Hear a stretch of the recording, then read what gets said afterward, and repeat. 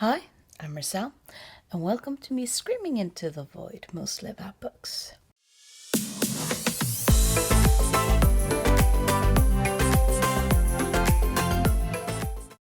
This is video 2 on my series of my readathon, reading books from 1984 to 2024.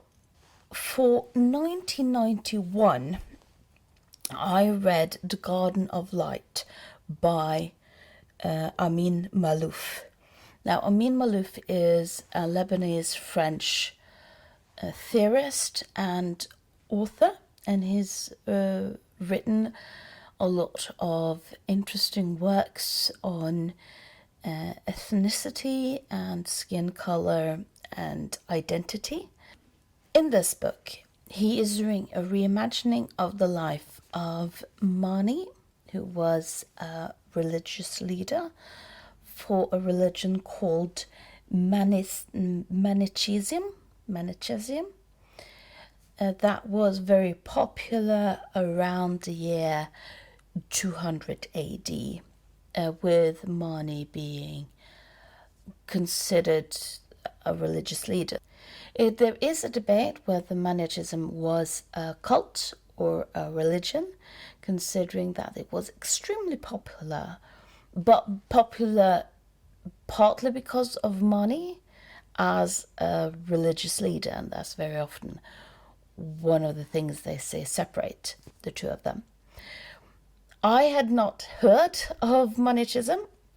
I found out very interesting to learn about such a religious figure and a religious movement around 200 AD, about a religion that was trying to mix very much a lot of different religious doctrines and different ways of understanding the world.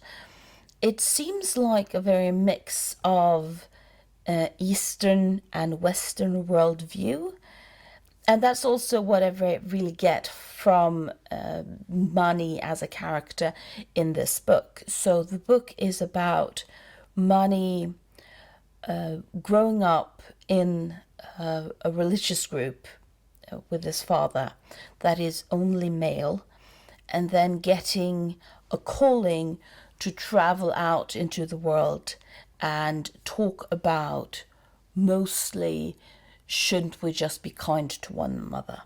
And there are parallels in his story to both Jesus Nazareth, but also from Buddha and Buddha's journey.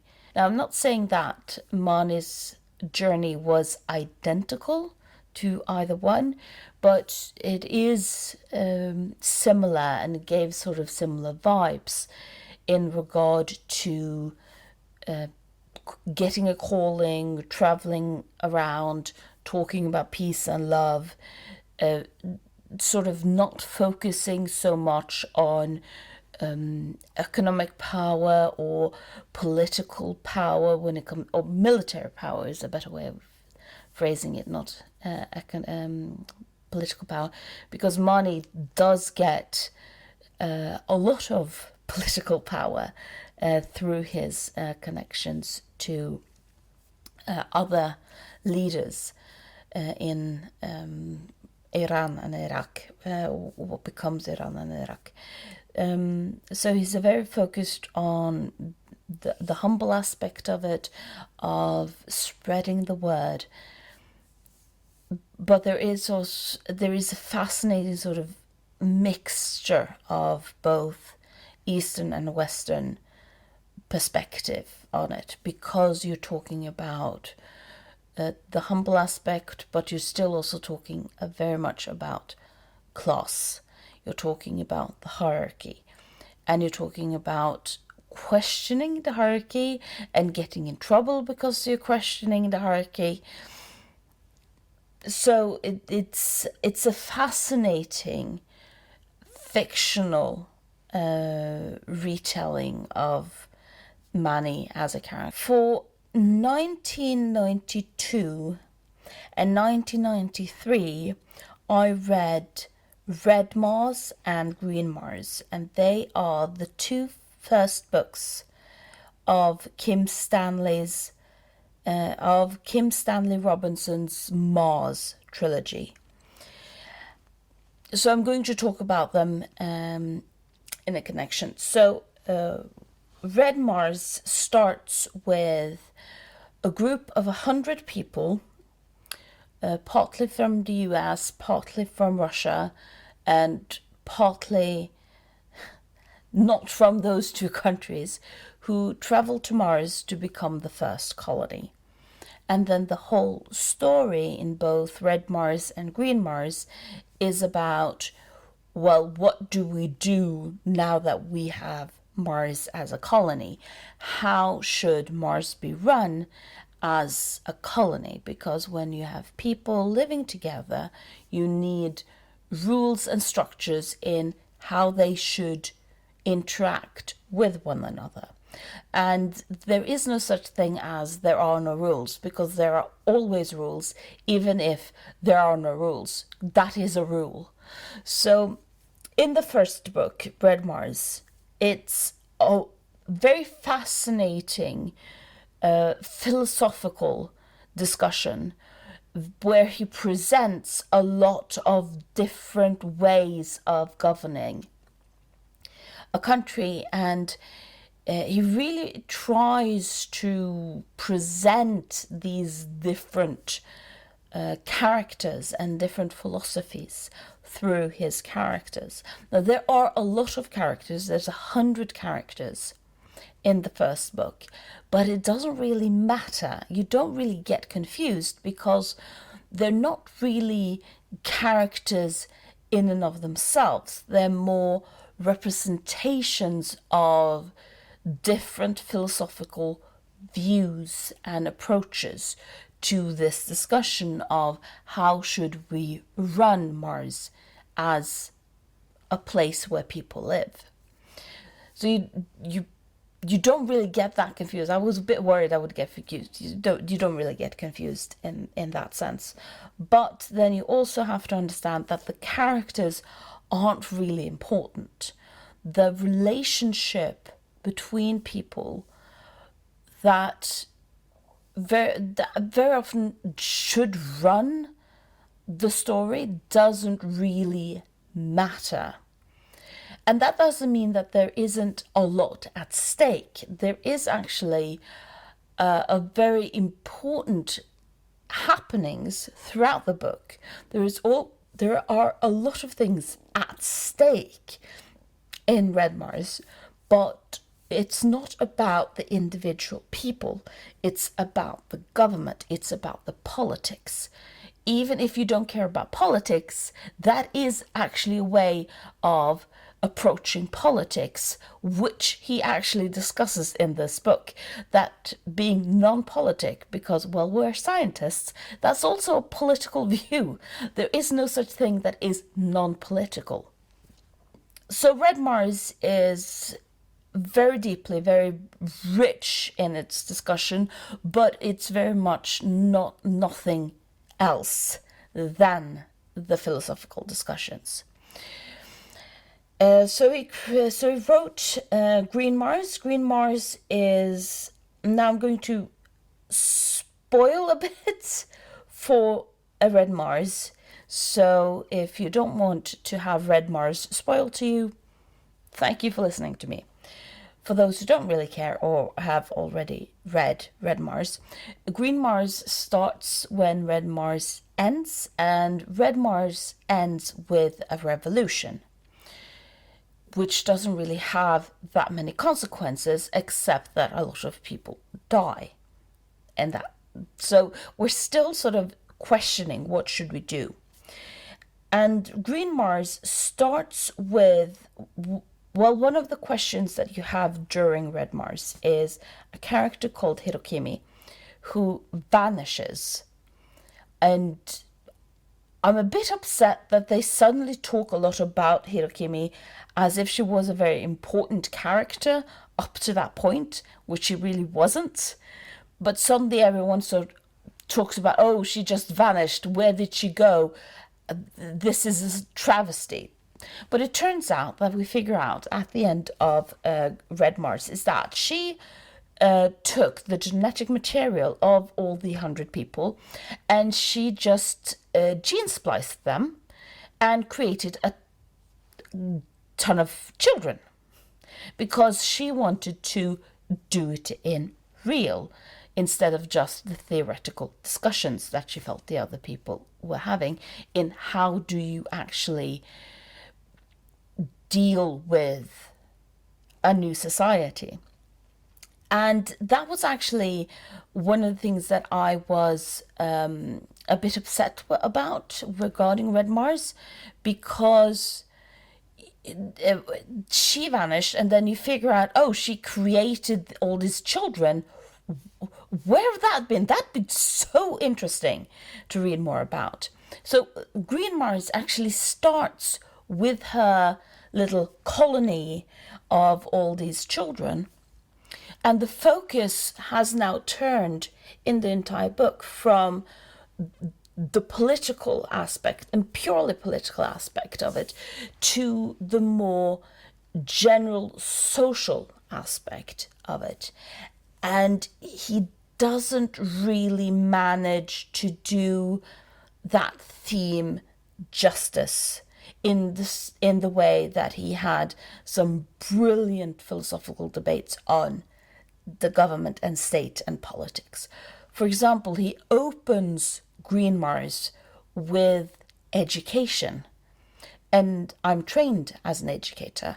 And I thought, this is brilliant. This is such potential in regard to how we discuss and how things are influenced and are influencing each other in ways that we aren't really aware of. For example, how do you raise the next generation? What kind of view on children do you have? Do you view children as blank slates that you just imprint on, in lack of a better word, or do you consider them people who have their own thoughts and opinions? How should those thoughts and opinions be addressed? Do you think of development as something that happens in stages and happens instinctively, or does their development happen in correlation with other people? There are a lot of educational philosophy that reveals so much on how you organize your society, and yet nothing. There is nothing. And having so many rich debates in the first book and starting the second book with something so important as education, and yet nothing. There is no discussions, no debate. They're just scenes. Things are happening, and you can see that different people have different approaches to education, but there's not really much discussions. There's no really argumentations for why are we doing what we're doing.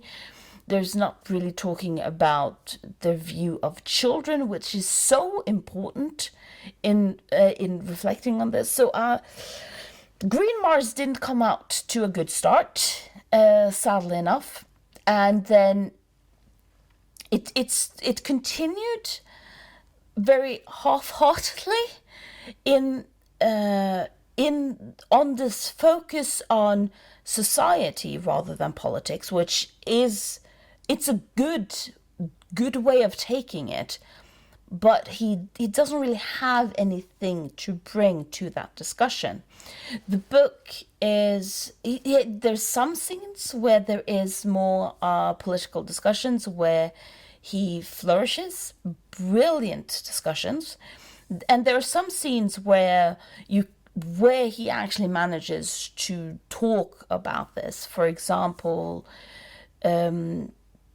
how the children develop and the people who are born on Mars develop rituals, for example, that aren't necessarily directly given to them, yet is brought on by some things that were introduced by the older generations, which are so fascinating to see. And I wish that there had been more of those aspects of the book, because the rituals we have is such a big part of the social glue and the social structure of society.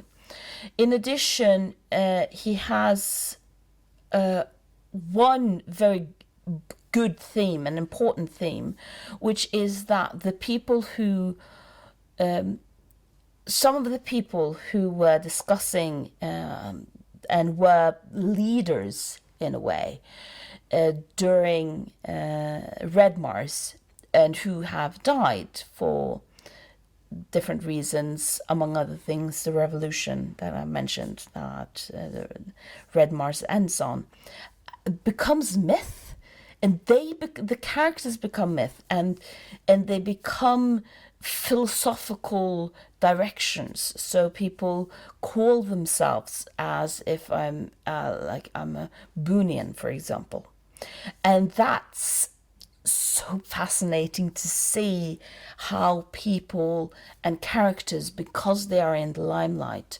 when they die, end up becoming more than that. And there is a storyline towards the end where one of the characters tries to figure out something about one of the dead characters that she had a lot of history with. So she was one of the first 100 that they are called, the first 100 that landed on the planet. And she's trying to figure out something about one of the other first 100 that are not dead. And she is reading these history books that are now written about them. And but it's wrong. There's so much things in these books that are wrong, and she becomes more and more desperate because she's starting to doubt her own memory. She is starting to trying to figure out, well, what's really going on now. Some of it is true, some of it's not. So you see myth develop. And I wanted those things to be in a better book. I wanted the book to be better because the good parts are so interesting because of how a society develops. He does sort of give a very believable answer to the question, what would happen if we sent 100 people to create a colony on Mars? There is a third book called Blue Mars. I'll probably read that in some point. So Red Mars, generally extremely good book. Green Mars has points to it that is as good as Red Mars, but it's not that good. There is too many weak points in Green Mars for it to be as good as Red Mars. But considering how good Red Mars was, it's difficult to live up to that. That's a difficult second, which isn't that uncommon. Thank you for listening to me screaming into the void. Have you read any of these books? Leave me a comment on your thoughts and feelings of the books. And join me in reading further on in this readathon.